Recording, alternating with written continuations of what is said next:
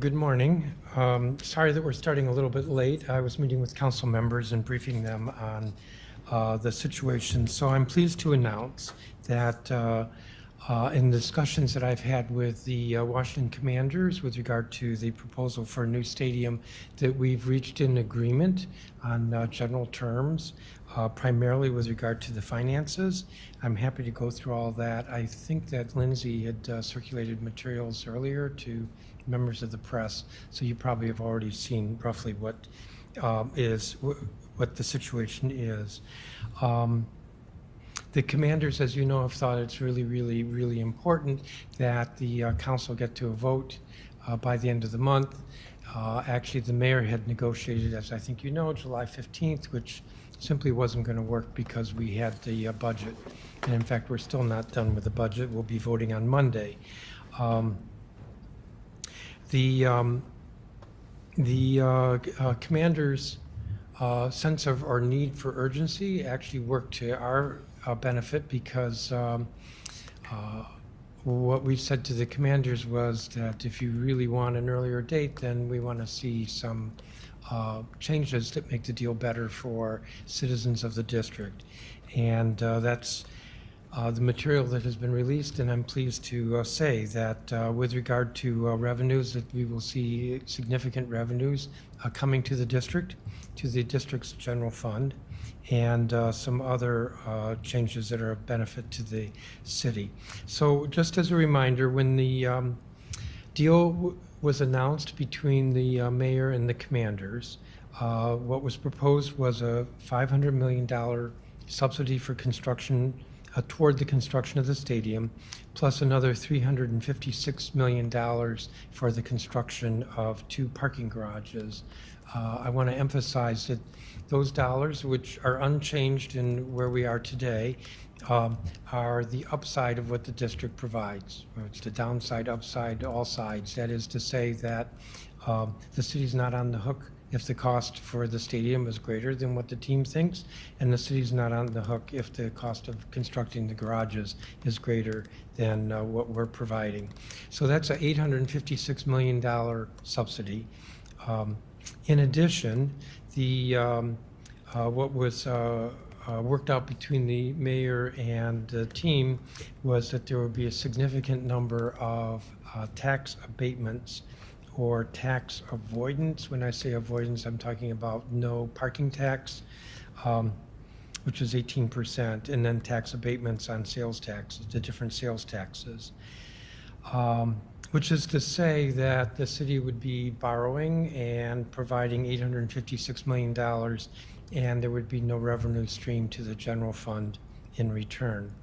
What we have negotiated is quite different. Depending upon whose numbers you look at, it's I want to say, a benefit to the city in terms of revenues that could be as much as $949 million. I'll repeat, that's $949 million over the term of the lease. So there will be parking taxes that will go to the general fund. The sales taxes on general merchandise will go to the general fund. Sales taxes on food and beverage will go to the general fund. The team will retain the ticket taxes, and the ticket taxes will go into the maintenance fund that they want, and that's important for maintaining the facility in a state of good repair for the life of the lease. So that's with regard to the revenues. Where we are, and this was less negotiated with the commanders and more what the council's been able to do with the mayor's proposal, as we've made some internal changes. When I say internal, I mean with regard to how we're structuring the financing, so that we will not be capitalizing interest for 2 years, which had been in the mayor's proposal, and that should save district taxpayers approximately $55 million. And in addition, we will be redirecting some of the revenue from what's going to be called the sports facilities fee currently known as the ballpark fee. The mayor proposed continuing that. We're keeping that as she proposed, but redirecting roughly $600 million over the lease term to a transportation improvement fund to deal with concerns that we have about the capacity of the existing Metro Rail station and the possibility that a new additional station would have to be built. So that's about $600 million we're setting aside for transportation improvements. And the restructuring of the financing will save taxpayers about $55 million. In addition, the term sheet that the mayor had negotiated with the commanders spoke of a community benefits fund or community benefits agreement, but without a dollar amount affixed to that. And the commanders have agreed that they will provide $50 million, $50 million for a community benefits agreement. And those uses will be, for example, youth sports linked to education. I think some subsidy the team will provide to attract a grocery store, some job training, benefits, community benefits such as that. So when I talk about as much as $949 million, I'm talking about the, let me see, I'm going to have to do some math here, roughly $874 million. This is using some figures from the team in revenues, tax revenues, as well as the community benefits fund, as well as the $55 million we're saving and how we're restructuring the financing on the part of the district. There's more to come, and what I mean by that is that the council, I've agreed to, that the council will meet on August 1st to adopt the legislation. That will be our first vote on it, and we're going to work off the bill that I introduced a couple of weeks ago, which I believe is Bill 26-288. There will have to be substantial revisions to that legislation. So if you look up that bill now, it will reflect what the mayor had submitted, but not yet the changes. All that is going to have to be drafted over the next several days, and we will make available as soon as possible. Subsequent to that, there will be a negotiation between the Deputy Mayor for Planning and Economic Development, DEMPED, and the team to work out the details of what's called a Development Financing Agreement, or DFA, which will go into more detail. So do not expect a fine-grained level of detail in the legislation. A lot of that will be in the DFA, and then subsequently in the leases that will be negotiated. So there's still a lot that has to be worked out in terms of legal documents, but the basic framework, we know what that is, and that will be before the council on August 1st for a first vote. Somebody's going to probably ask when the second vote is. That's scheduled right now for September 17th.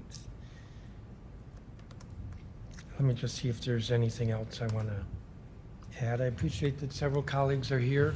Councilmember McDuffie, who joined me in the negotiations, Councilmember Pinto, and Councilmember Felder.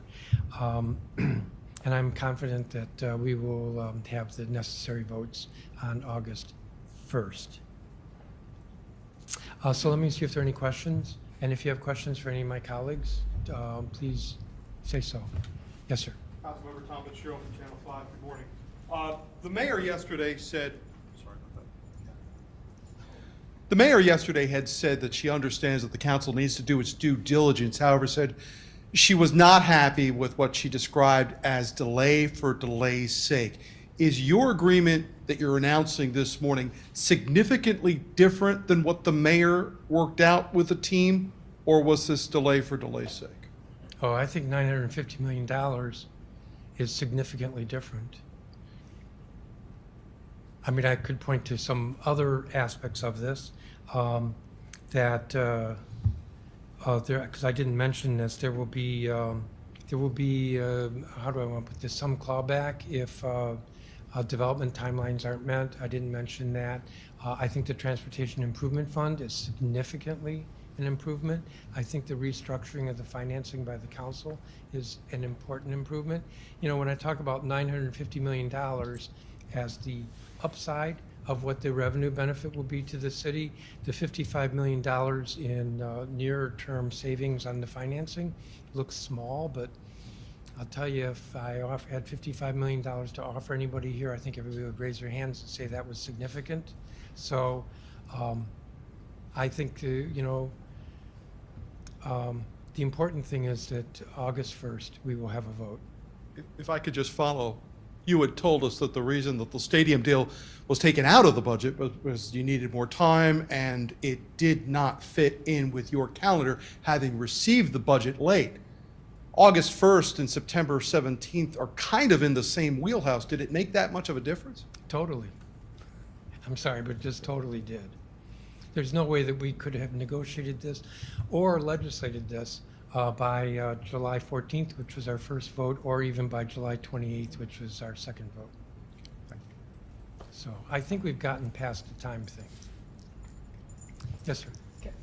Chairman, and I know you might got past the time thing, but I'm only asking because I think there was a perception that we were waiting on the 2 additional studies that have not been released yet, and then the hearings. And I think yesterday, speaking to people, they were under the assumption that these hearings, their points of view and their input would be taken into consideration before a deal.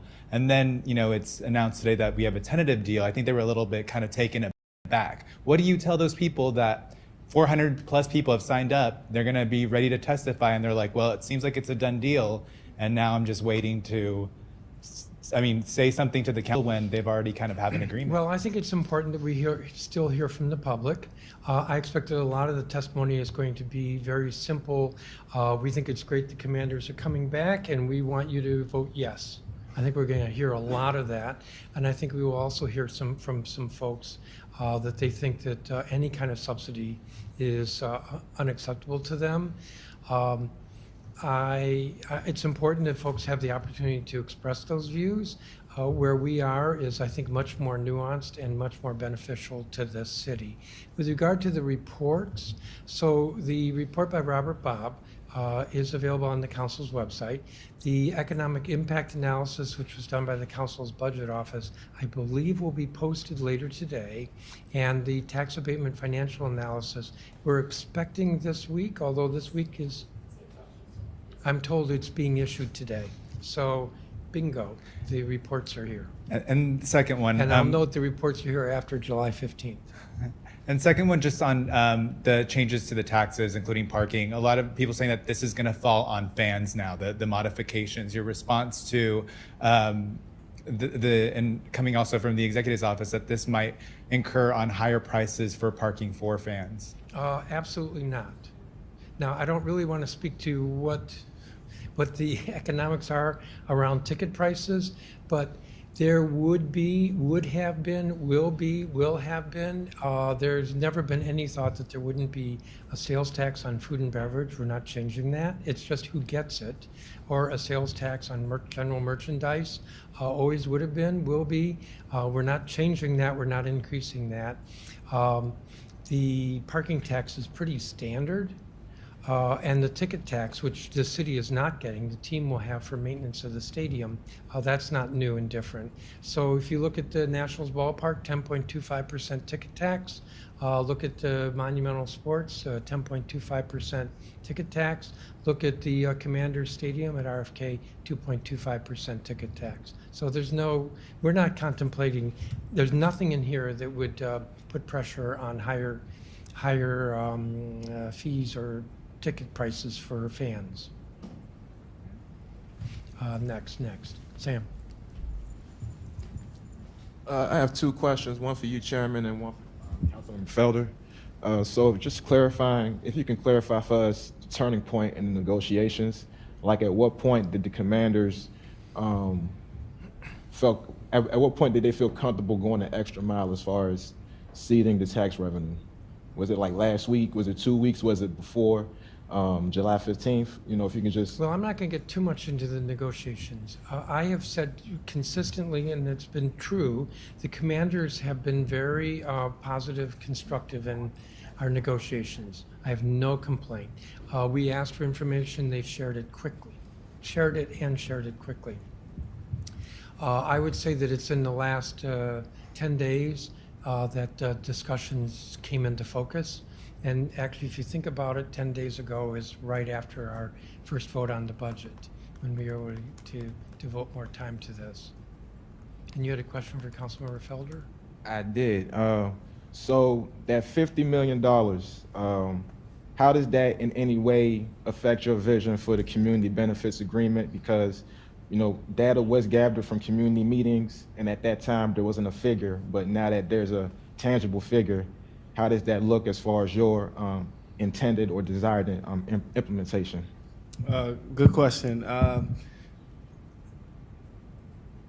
Based on the information that we gathered within the community benefits agreement, it was pretty consistent. We heard that neighbors wanted to see more opportunities around jobs, workforce development, opportunities for small and local businesses, the need to tackle transportation issues, environmental issues. The themes have been really consistent. To answer your question specifically, now that we have a dollar figure, that just allows us to think about how we want to disperse the resources adequately across the board. Any priorities out of like that? I know it was a long document, but anything that you would, if you could prioritize, like your top two? Creating opportunities for small and local businesses, more jobs, workforce development opportunities. Those are the things that come top of mind. Yeah. I appreciate the question and appreciate all the work that Councilmember Felder has been doing, but I also, it makes me think about an earlier question about the community meetings and the hearings. The hearings next week are extraordinarily important, and we look forward to hearing from everybody who signed up to testify. But it wasn't the first, this isn't the first opportunity for folks to weigh in on this process. We have gotten a number of emails, phone calls, outreach from social media, from residents across the District of Columbia, both raising concerns and urging us to act. And so I wanted to mention that because I've been a part of a number of meetings that have taken place in the community, hearing from residents across the district, hearing from residents in Ward 7, along with Councilmember Felder, Deputy Mayor for Economic Development, Nina Albert. In some cases, I've been in meetings with the mayor to hear directly about what people would like to see and what they don't want to see. And so the next week's hearings are extraordinarily important process in the council's business, but it is not the first opportunity that we've had to hear directly from residents about what they'd like to see, like a robust community benefits agreement, which is why you see the number that's associated there. And in terms of some of the things that people have prioritized, they love football, they love cheering for the Commanders, they want to see another winning season. Perhaps they want to see us go to the NFC Championship again, maybe a Super Bowl, but they also want to see youth engage in a way that they haven't before, right? They want to see youth playing football, but perhaps they want to see the girls playing flag football. They want to see youth playing sports, but they want to see youth being educated about the business of sports. And those are some of the things that we have heard from residents that are reflected in the conversations that we've had with the team, that they're excited about making sure that they incorporate in the work that they're doing, and also the community benefits that accrue across the District of Columbia. Thanks, Martin. Let's start on, well, what you said in your in the press release. You referenced the fact that there was a lot of outside pressure. I mean, members of Congress, the president, the mayor has kind of consistently been pestering you guys about moving on this as quickly as humanly possible. But up until a few weeks ago, you were somewhat resistant, I'd say defiant to any of that pressure, saying, listen, we need our time, we need to scrutinize the deal. You were saying you were going to wait till September. What was it exactly that changed your thinking on that? Was it a specific thing that someone said? Was it James Comer? Was it the president? Like, just walk us through how you went from September all the way to August 1st in a span of a couple weeks. I'm not sure how much I want to get into all the negotiations. I think also that sometimes these things are more intuitive than they are something that explicitly and precisely can be pointed to. It was very important to the team that the council vote this month. Next Friday is, in a sense, this month. And They were willing to improve the deal, I think substantially, in return for that earlier vote on our part. I can assure you that I pressed and pressed for different dates and later dates, and came to the conclusion that the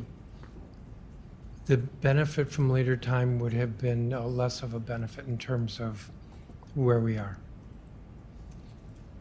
All right, and then just quickly to what was one component that is not addressed in the changes you made, but was in the Bob report, was concerns about cost overruns. I mean, also knowing the fact that, and he also mentioned environmental concerns about once you start digging, once the city starts digging on this horizontal construction, they don't really know what they're going to be finding. So cost overruns, potentially likely. Are there any protections at all for the cost overruns, or is the city just going to eat anything above that 500 million just for the site preparation? I think it's accurate to say that any cost overruns are the responsibility of the team. But is that written down somewhere? Well, I think you'll see it at the moment in the term sheet. It probably will be in the legislation, which, as I have said already, is not in, it's not really in draft form yet. But they'll clarify horizontal and vertical, because they could say, well, listen, we said cost overruns on the stadium, not on preparing the land for the Yeah. stadium. I Thank think you. we have it covered. Thank you. Yes. Thank you. Felicia Ashley, ABC 7. The Office of the Chief Financial Officer just released their letter that they sent to you all as well, the mayor, and they said that the tax exemptions proposed in the bill are not financially necessary for the team to continue to operate as a business entity, and that based on the impact and the stadium and parking, essentially they didn't need all the tax exemptions. What is your take on that, and was that ever reevaluated in the updates of the financing proposed? The conclusion, it's called a TAFA, Tax Abatement Financial Analysis. Right. The conclusion of the TAFA is not a surprise. Stadiums are typically built by very wealthy entities, and there's a lot of money involved in it. And if the analysis, which is the TAFA analysis, but for the abatements, the stadium will not be built. I think it's clear that financially, that makes sense. So it's not a surprise. On the other hand, I would say that what is before us is about incentives, an incentive to have a football stadium at the RFK site where there's been a football stadium for decades, and to have the Commanders in the district, which I think it's pretty clear a whole lot of people really want. So those are benefits from the incentives. And then I would add that some of the analysis is looking at the abatements as proposed by the mayor. But as I noted, the abatement on parking taxes is eliminated. The abatement on the sales taxes on general merchandise is eliminated. The abatement on the sales tax on food and beverages is eliminated. I would argue that the tax on tickets that the team will get for maintenance is completely legitimate. I don't look at that as an abatement. I mean, this is just my view. I look at that as ensuring that there are the resources to ensure that the stadium is maintained in a state of good repair. You know, right now we're going through with the Washington Nationals that stadium, which is 20 years old, 18 years old, I think it's 18 years old, needs hundreds of millions of dollars to be refurbished so that it continues to be bright and shiny and state of the art. And so we're having to come up with, the city is right now coming up with financing to do that. This maintenance fund will be over time, a significant resource. So much of the abatements that are subject of the analysis, we've eliminated. But what's left, not a surprise. And just a second question, just for the aspect of transparency, because the vote is 2 days after those public hearings. Realistically, if there are hundreds of people signed up for these hearings, obviously, if there is a large concern consistently brought up that maybe wasn't included in this update, is there time or even realistic space to add an additional change? Or right now with the updates, is it essentially signed, sealed, almost delivered with this deal? I think it depends on what, excuse me, it depends on what the testimony is, but I'm not expecting a lot of surprises from the testimony. I think it's important to hear what folks have to say. I think it's important to give folks an opportunity to speak out, to speak their mind. But I think that in terms of the financial structure, I'm not sure we're going to get a lot of testimony that's on point with regard to that. So I'm trying to not minimize the importance of the hearings. I think they're very important. And at the same time, I think that we're at a place where we can go forward. And I would add as well, this announcement today, which I think at least some of you will report, that this announcement today actually gives the public something more up-to-date to comment on, and there's a value there. Do you want to add anything on that? Yes. Thank you. I just want to reiterate this point that the public hearing on Tuesday is not the first or the last time we'll be hearing from the public on this deal that is important to residents from across the city. I think this deal came up at my first debate in 2020.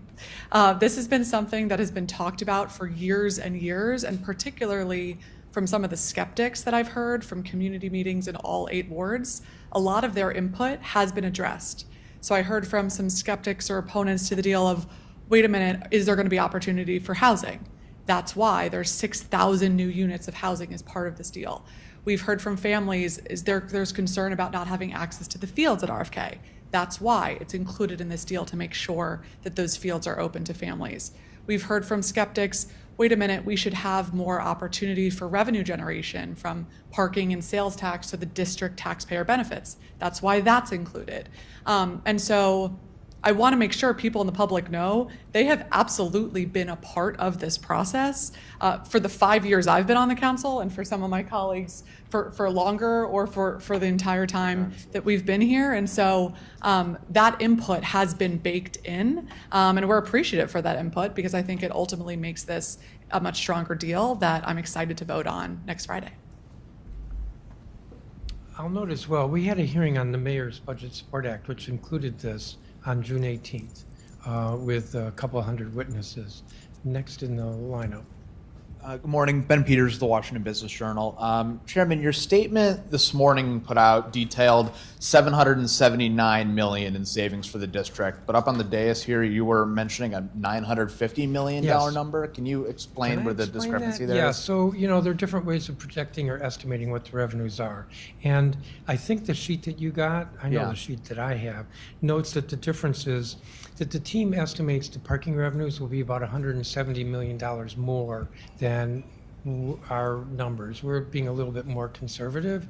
And that's why the way I characterized it when I first mentioned it was that the benefit to revenues, the benefit of the revenues to the district could be as much as $949 million. Got And it. that, as much as 949 is the 674 million we calculate from the different, the parking revenues and taxes, plus 170 million for the higher figure that the team estimates, plus the $50 million community benefits fund, plus the $55 million in savings to taxpayers from restructuring the financing. Okay. And with that, what is now the But total? let me just say, I think $950 million, I know 949, is a pretty cool figure. It certainly is bigger than the one you put in this morning. So under the new deal, what is DC's total subsidy toward this project? The number before was 1.1 million. Are we now subtracting 950 from that? I'm not sure how you got to 1.1, but the I'm sorry, subsidy 1.1 is billion. $500 million toward the construction of the stadium. Some people say the horizontal. 181 million for a garage, $175 million for a second garage. And 202. 202 million, which is not going to the team. It's for infrastructure like roads on the campus, so it's more than just the stadium. I guess that's maybe how you get to a little over $1 billion. And then, as I said, I think at the outset, if you added up the benefits, which include, for instance, all the tax abatements, well, it was much higher, and we've reduced it substantially. So can you give a total number that DC is going to be subsidizing No, you're toward just this? going to have to replay the tape and add it up yourself. Okay. All right, thank you. Jenny? I have a couple of numbers questions and then like a bigger picture one. So on the ballpark fee / sports facilities fee, under the initial terms, the $500 million for stadium infrastructure from the city was financed through that fee. Then you say today that there's now $600 million from the ballpark fee that is going towards transportation improvements. Can you explain, like, is the $500 million for the stadium infrastructure still coming from the ballpark fee? And then if so, where does the $600 million come from, if that makes sense? Well, the ballpark fee brings in a fair amount of money, and the ballpark fee is being restructured once the Nationals ballpark bonds are paid off. And in fact, the first year of the RFK, this deal, the financing is to pay off the baseball bonds. It brings in a fair amount. The fee is going to be renamed. Instead of the ballpark fee, it'll be the sports facility fee. And it brings in enough money to support the borrowing for the $500 million. And there's still additional revenues, which we're going to be setting aside for transportation. Okay, so you're just saying that the mayor's deal didn't contemplate the additional revenues that would be coming in from the ballpark fee, or does this just extend the fee on businesses for longer? Oh, if you really want to get into it. So what the mayor had contemplated was that all of the sports facility fee would just go into a sports fee fund without any definition of how it would be used. And if you look at the current budget that we have before us, you can see that these funds get used for all kinds of things. So what we're saying is that besides supporting the bonds, the $500 million, that we're going to be siphoning off roughly $20 million a year into a transportation fund, and that transportation fund can be used for, if we need borrowing, to build a new station, which would not be specifically for the stadium. Maybe I need to say a little bit more about that. So we're pretty sure that the existing metro station at Stadium Armory is going to have some expansion of capacity. I can't tell you the exact number of escalators, but it's not enough to handle a football stadium. So there's going to need to be expansion. I'm not sure how much that's going to cost. It'll be in the millions. But there's some speculation that when the entire campus is built out with, I think it's 6,000 units, residential units, 11,000 maybe residents, plus retail, plus all kinds of things, that that larger development is going to require or warrant another station. We don't know. So let's just set some money aside for that. And over the period of the lease, it's $500 million. Maybe it needs to be more. Some of the sports facility fee will go into the general fund, and that could be redirected to additional for transportation. Gotcha, thank you. That's it on the numbers questions? One more. Oh, man. So the press release said that there will be penalties in the form of rent payments if the commanders, Yeah. as the master developer, don't deliver certain housing and retail on time. What is the deadline, and then how much would the rent penalty be? The honest answer is that I haven't looked at the latest language on that from the team. I think the deadline is in the early 2040s. And I don't know what I have on the sheet. I think what it is we are accelerating the rent payments. So the term sheet said that rent would begin to be paid on the mixed-use parcels in year 28, and that would happen earlier. So that would be the penalty. I have to say, the goal here is not a penalty. The goal here is that we want the development as quickly as possible. And the team has said persuasively, I think, that they want the development to happen as quickly as possible. They're going to get some money out of the development. So they'd like to see the retail and the office and the hotel and the residential built. And now my question that's more about you. I mean, you were so vocal for a long time in my memory that you were skeptical of using public funds to finance a football stadium.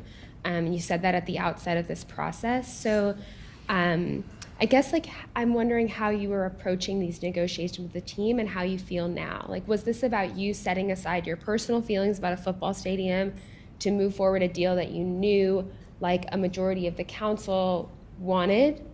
Or did something about your personal view change in this process to make you feel like, oh, you think now this football stadium deal is good for the city or better than a different kind of development? I would say the former.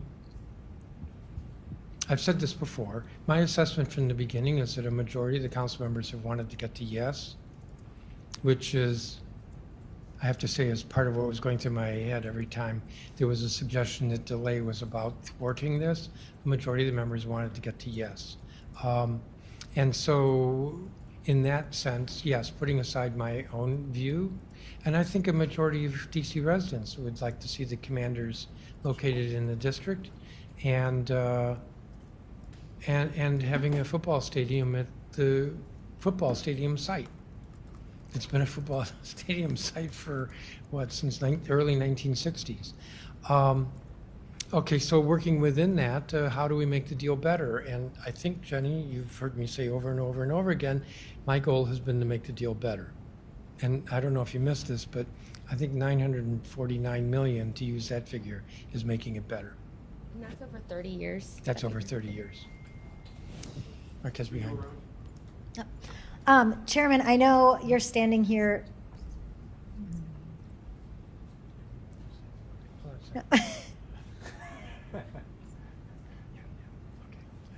Yes. Yes, I was just saying, I know you're surrounded by a few council members here that are supportive of these changes, but I would say have all been supportive of the deal since the beginning. I'm just wondering your sense on your meeting earlier this morning, if you feel like these changes are enough to get the other council members that have been on the fence or flat out no on board with this. I'm confident that we will have the votes necessary next week. You know, just to put it out there, it's very difficult to have a negotiation on something like this. There's a lot of interest in it. A lot of you have been bugging me in a nice way, but bugging me. Well, maybe not in a nice way, but anyway, a lot of you have been bugging me because there's a lot of interest in this. And the only way to be able to negotiate and not negotiate in public is that everyone doesn't know everything in the moment, in real time. And so there was a lot of discussion among members about, can you explain this? And can you explain that? And oh, how about this? Why not? Why didn't you do such and such? And so, you know, members understandably want to understand. And today is the first day that all of them as a group, I hate to put it that way, that all of us as a group have had access to all of the information. And so every single council member was at the meeting earlier today? No, there were, Recess technically too. So. yeah, I'm not going to say that. I think there were 8 members there. Thank you. Yeah. Yes, sir. Round 2. Martin kind of touched on this a little bit, but I don't know if we fully fleshed this out. Some of us covered the Nationals ballpark approval. Council member Phil Mendelson and Chairman Phil Mendelson might not recognize each other this morning because you've had an evolution on this kind of stuff. But you've got some pressures that exist in 2025 that did not exist in 2004. I know you don't want to talk about the negotiations, but could you tell us these outside issues, the statements from the president at the White House, this letter from Chairman Comer, did this play no role in accelerating this process? Well, first of all, I'm intrigued that you're admitting that you're older than I am. And second of all, you should remember then that when I became chair and moved from the seat on the, as you look at the dais on the far left to the center, I said to folks that I was going to have to be more in the center of things, just to answer that question. I think that everyone has been perplexed by the president's comments. And in that sense, they certainly have not been helpful. I don't know where they go. And I have actually characterized them as a distraction in the many senses of that word. I think the letter from Congressman or Chairman Comer, I did reach out to his office after I got the letter. I think you may have actually gotten it before I did. And although it's kind of interesting that his staff did not get back to me, neither he nor his staff, but I expected it would be his staff. Because I certainly want the House Oversight Committee to understand what's going on and to be comfortable with what's going on. I would say the biggest factor with regard to time was the team said, look, we're willing to make this deal sweeter for the district if you can get to a vote this month. Yes.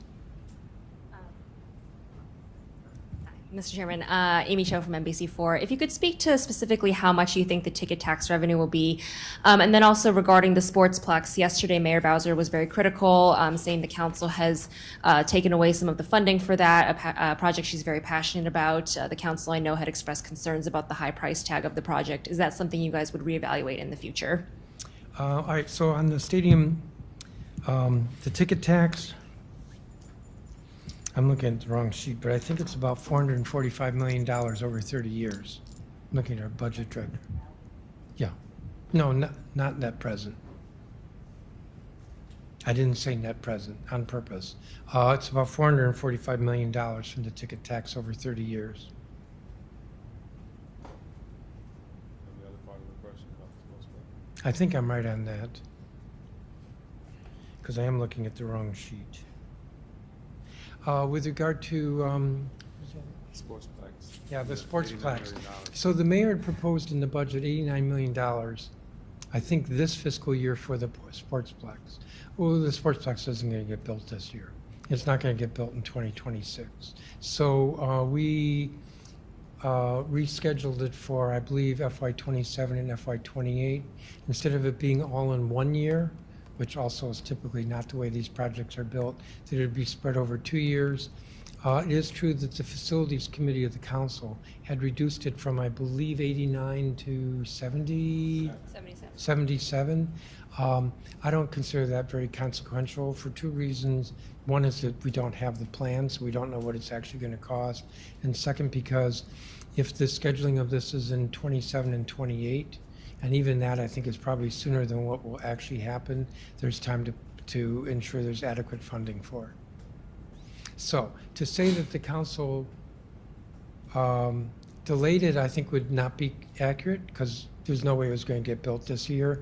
And to say that the council cut it, I think as a practical matter, no. We'll find out what the actual cost is when they start to do the design work. If I could ask one more, what do you say to critics who feel that the city should be charging the team rent? It was something we talked about. Do you mean rent on the stadium or rent on the rest? So there is rent, but it begins in like year 2028 for the mixed-use parcels. A lot of this has to do with the economics that are behind the requirement for affordable housing. You know, affordable housing is below market. And typically, affordable housing costs more to construct and operate than the rents will bring in, because they're below market rents. And so it has to be subsidized. And in this case, the way it's subsidized is through the land value. And that's typical. Alex. So a lot of the money that was originally meant to pay for the stadium improvements down the line, you're now redirecting into transportation improvements, these other sources. I take it that the team is happy with this arrangement. Is money still, set aside for stadium improvements moving forward? They're not going to be saying, hey, we need money from you to improve the stadium. As down I the line? indicated before, the ticket tax revenue will all go into a stadium maintenance fund. And this is what the team agreed to. I also wanted to ask about the tax abatement financial analysis. I think there's a council rule that says if the TAFA finds this isn't necessary, you need a 2/3 vote to move ahead with the project anyway. Have you considered this and think you can figure that out? If that's what we need, then that's what we need. As I said, I think the votes will be there. And are you expecting any amendments on Monday or on Friday? I'm getting my days mixed up from anyone else, and would that be a problem I with hate the that kind team? of question. I have no idea. Today's Thursday, next Friday is 8 days from now. Help me, 8 days from now. So, Thanks. we are, as I said before, we have to take the bill that was introduced. So the bill that I introduced was identical to the subtitle the mayor had submitted. And there have to be substantial and substantive changes made to that. And that drafting process, I don't believe that drafting process has begun. There was a, yes, sir. So a couple of questions. The first one, you want to be heard? I can talk pretty loud. All right. The team bringing some offices. Talk a bit about the footprint they're going to have when it comes to offices, because obviously they have the big operation in Ashburn, but you said there'll be sales offices, some senior offices. Can you give us any more about the negotiation of what they'll bring here? I can't. We talked to them about, they're relocating their offices to the district, and they've agreed for the senior leadership in the sales office. I don't know what that means in terms of square footage. So no promises on what they're going to actually bring here and how much space. Well, senior leadership and sales. That, I think it's probably more than that. To be honest with you, I'm not familiar with their offices, so I don't know how expansive they are. I think right now they're out in Landover, and I've never actually been out there. But my impression is whatever's out there is what's going to come into the district. All right, and also, why do you think the mayor's proposal fell short of what you were able to negotiate? Do you have any comments on what may have led to that? Well, I could give you a couple answers, but I think the answer I'll give you is that time was on our side in terms of the team willing to make the deal more attractive. And as I said at the outset, a lot of the reaction that we got from residents, at least that I heard, and I think my colleagues would agree, was that the deal could be better for the district. And I mean, I heard from many people, I support the team, I want the team in the district, but I think that it could be a better deal. And so I think the commanders heard that, and I think all those factored into it. Martin.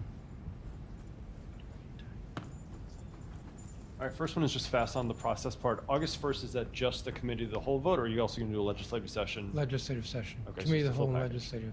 And actually, there'll be 2 committee markups. Right, because all of this happening on a Friday. I think so. You guys are packing it in next week with a budget vote, hearings. And we're on recess, too. And you're on Don't recess. let anybody tell you, Martin, that when the council's on recess, that we're just vacationing on the beach. Back to we're kind hard of at following up work. a little bit on what Alex was asking about the tax abatement stuff. I mean, the biggest chunk of the tax abatement is the exemption on real property taxes, which you have not changed, right? Correct, we've not changed that. So, I mean, talk to residents, and one of the big concerns is the fact that the team is not just getting land for a stadium to build on, where they can build a stadium, but also land where they can build housing and retail. That's going to be floated to developers. I mean, there's development rights. I mean, that's worth something. But you're also, so the city is giving them free land, and on top of that, exempting it from property taxes for 30 years. How's that Correct. fair to taxpayers? It is what's subsidizing the affordable housing. And have you guys broken out the numbers to say that matches that? I have, the honest answer is I've not looked at a pro forma on that. Thank you. We're kind of running out of questions, which is a beautiful thing. Ben? Does the terms here have any bearing on the money set aside in the budget for the stadium? The changes do not have any bearing on, other than the restructuring of the financing, but that's on our side of the equation. We stuck with the basic framework of $500 million subsidy and the $376 million for the garages, for the parking. We stuck with that. Thank you. Jenny? A question about the tax revenues. So it seems like there are three tax revenue buckets that you're saying will go to the city's general fund: the parking taxes, the taxes on merchandise, and the taxes on food and beverages. I know that the initial terms with the mayor had tax revenues going to a combination of the commanders and the stadium reinvestment fund. Can you just outline for those three buckets where those taxes were going to go before instead of to the general fund? Were some of them to stadium reinvestment and some of them? What was submitted to us, what was announced in the spring, was that there would be no parking tax and that all the other taxes would go to this RFK reinvestment fund. And the RFK reinvestment fund, which would not be part of the government, would not be part of Events DC, that this reinvestment fund would basically be in control or controlled by the commanders and could be used for capital maintenance. That's what the proposal was. The change here is that those revenues, other than the ticket taxes, all those revenues are now available to the general fund. Okay. Does that lessen the amount that the stadium reinvestment fund will have overall? Yeah. Okay, And I'm not even sure it's going to be called the reinvestment fund. I think it's just going to be called the maintenance fund. So is there a chance that the commanders could just come to the city down the line and be like, hey, we need funding for renovations? The short answer is no. Why The not? long answer is that, as you know, whatever people agree to today, you never know when somebody's going to say, I need a handout tomorrow, but we don't expect that. Okay. And this, This is an opportunity to repeat, the commanders have been good partners in all of this. and the second vote scheduled for September 17th. 17th, yes. Is that set in stone, or is there a chance you vote earlier? I'll say there's no chance we'll vote later. No, it's September 17th. Thank you. Yeah.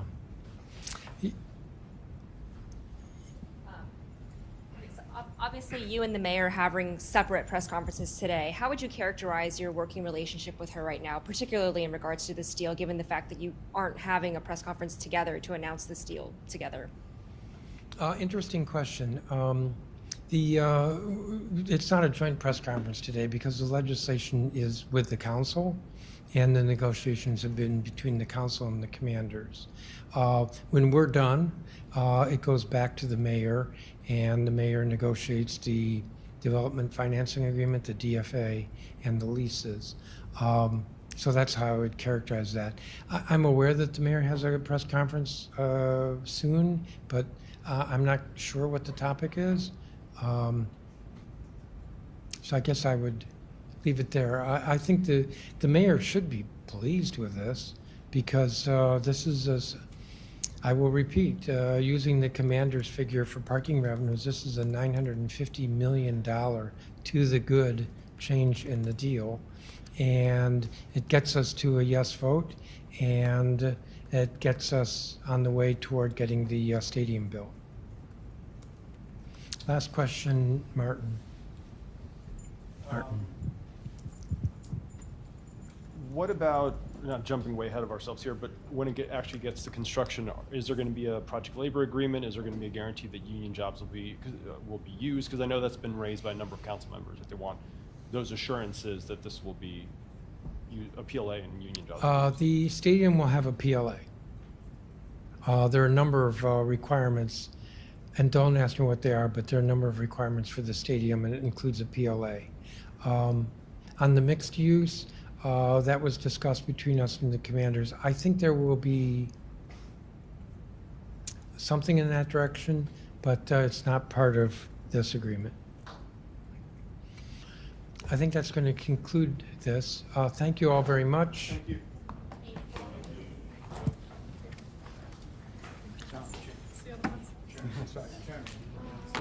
Thank you. Mendelson. Yes. Thank you. Thanks, Kate. We got work to do.